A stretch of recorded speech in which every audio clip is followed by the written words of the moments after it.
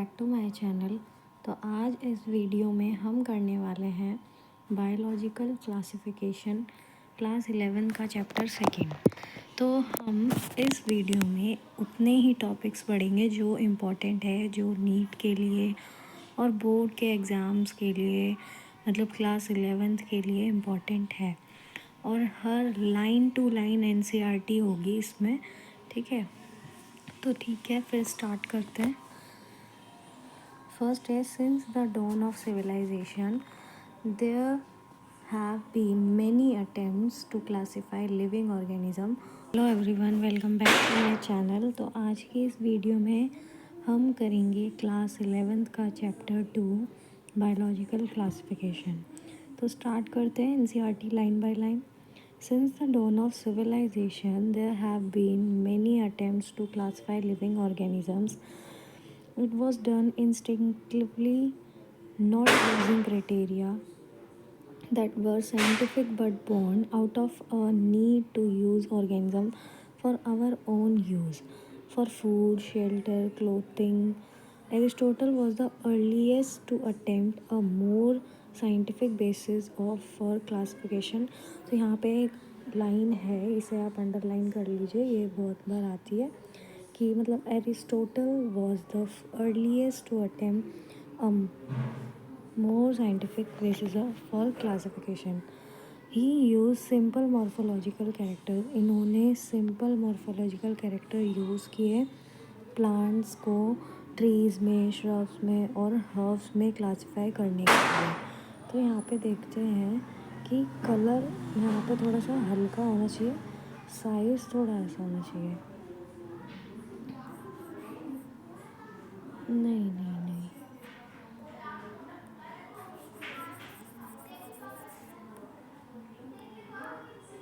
इसका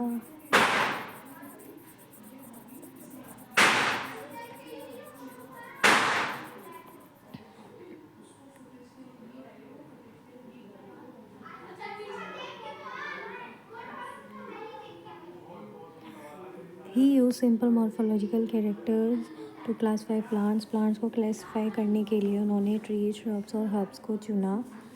he also divided animals into 2 groups. इन्होंने animals को भी 2 ग्रुप्स में डिवाइड किया, ठीक है। एनिमल्स को भी 2 ग्रुप्स में डिवाइड किया, those which had read blood and those that did not. जिनके पास रेड ब्लड होता था और दूसरे वो थे जिनके पास नहीं होता था। इन लीनियस टाइम, जब लीनियस का टाइम आया तो 2 किंगडम क्लासिफिकेशन सिस्टम हुआ, जो कि था प्लांटी और एनिमलिया किंगडम्स, ठीक है। 2 किंगडम बने जो कि डेवलप हुए, that included all plants and animals respectively, जिसमें सारे प्लांट्स और एनिमल्स इंक्लूडेड हैं। This system did not distinguish between the eukaryotes and prokaryotes. ये जो सिस्टम है इन्होंने बिटवीन नहीं बताया, डिस्टिंग्विश नहीं किया यूकैरियोट्स क्या है, प्रोकैरियोट्स क्या है, और यूनिसेलुलर क्या है, मल्टीसेलुलर क्या है, एंड फोटोसिंथेटिक क्या है। देखो फोटोसिंथेटिक का जहाँ भी आएगा आप ये ज़रूर से याद रखना कि वो ग्रीन एल्गी के बारे में बात हो रही है, ठीक है। नॉन फोटोसिंथेटिक जो भी आएगा वहाँ पे फंगी का यूज़ हो रहा होता है, ठीक है। तो हम आगे बढ़ते हैं। Classification of organism into plants and animals was easily done. Organism का क्लासिफिकेशन जब हुआ प्लांट्स और एनिमल्स में, वो बहुत ही ईजीली हो गया, वॉज ईजी टू अंडरस्टैंड, जो कि बहुत अच्छे से समझ भी आ रहा है। लेकिन एक बड़े पैमाने पर organism did not fall into other category, मतलब एकदम से नहीं दूसरी कैटेगरी में आते। Hence the 2 kingdom classification used for a long time was found। तो फिर इन्होंने लॉन्ग टाइम के लिए 2 किंगडम क्लासिफिकेशन चलाए। Gross morphology, a need was also felt for including other characteristics like cell structure, nature of wall, mode of nutrition। तो ये line भी important है क्योंकि ये नीट में आती है, तो आप अपनी बुक में इसे अंडरलाइन कर लीजिएगा। Classification system for the living organism have hence undergone several changes over the time, मतलब जैसे जैसे टाइम बढ़ता गया वैसे वैसे कुछ चेंजेस आते रहे। तो plants and animals kingdom have been a constant under all different system. मतलब ये लाइन इतनी इम्पोर्टेंट नहीं है, आगे बढ़ते हैं। ये देखो, ये सबसे इम्पोर्टेंट टेबल है, इसमें से क्वेश्चन आते हैं, ठीक है। जैसे कि मोनेरा क्या है, प्रोकैरियोटिक है या यूकैरियोटिक है। तो आपको ये याद रखना है कि मोनेरा जो है वो प्रोकैरियोटिक है, बाकी सब यूकैरियोटिक है, ठीक है। सेल वॉल कैसी है मोनेरा की, नॉन सेलुलोजिक है, पॉलीसेक्राइड है, एमिनो एसिड है। प्रोटिस्टा में किसी किसी में होता है, सब में नहीं होता। फंगी में प्रेजेंट विद चिटिन, ये भी इम्पोर्टेंट है, वेरी इम्पोर्टेंट। प्लांटी में सेल्यूलोज होता है, ये भी बहुत इम्पोर्टेंट है, प्लांटी में सेल्यूलोज। और एनिमिलिया में हमेशा सेल वॉल एब्सेंट रहता है, ये भी बहुत इम्पोर्टेंट है कि ये और ये 4 क्वेश्चन तो ऐसे ही बन गए। न्यूक्लियर मेम्ब्रेन एब्सेंट है इसमें, बाकी सब में प्रेजेंट है, तो जो एक्सेप्शन वाले हैं वो पूछता है। बॉडी ऑर्गेनाइजेशन सेलुलर है, यहाँ पे सेलुलर है, यहाँ पे मल्टी सेलुलर लूज टिश्यू है, यहाँ पे टिश्यू ऑर्गन है, और यहाँ पे टिश्यू ऑर्गन और ऑर्गन सिस्टम है। तो अब बात कर लेते हैं मोड ऑफ न्यूट्रिशन। तो यहाँ पर मोड ऑफ न्यूट्रिशन है ऑटोट्रॉफिक, कीमोसिंथेटिक और फोटोसिंथेटिक, हेटेरोट्रॉफिक, सैप्रोफाइटिक और पैरासाइटिक। इसमें मतलब सारे ही हैं लगभग। प्रोटिस्टा में ऑटोट्रॉफिक है, मतलब फोटोसिंथेटिक और हेटेरोट्रॉफिक भी है। फंगी हेटेरोट्रॉफिक है, सैप्रोफाइटिक है, पैरासाइटिक है। प्लांटी ऑटोट्रॉफिक होता है हमेशा।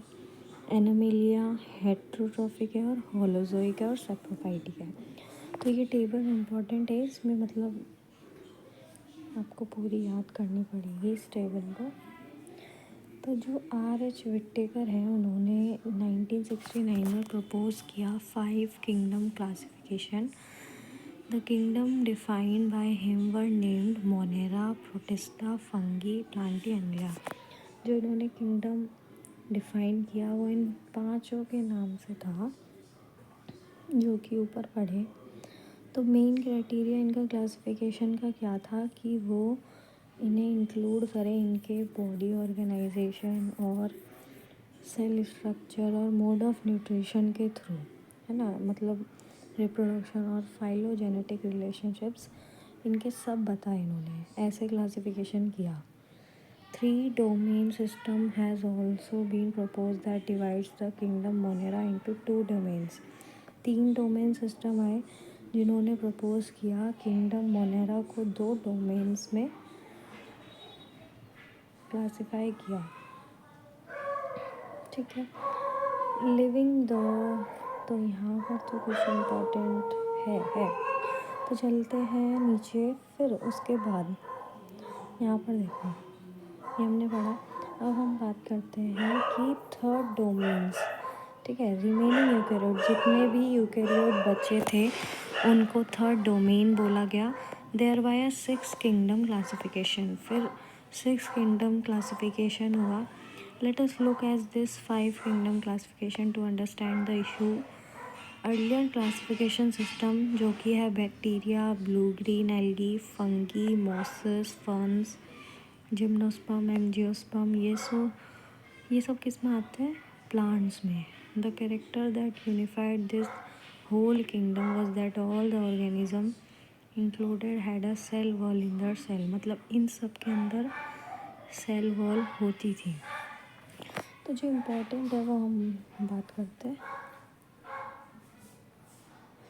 ये है ब्लू ग्रीन एल्गी का नाम क्या होता है, साइनोबैक्टीरिया। बहुत इम्पोर्टेंट है, नीट में पूछा गया क्वेश्चन है।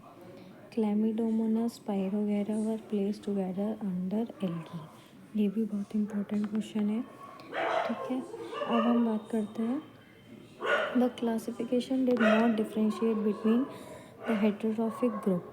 तो यहाँ पर क्या है कि ऑटोट्रॉफिक क्या है, ठीक ठीक है।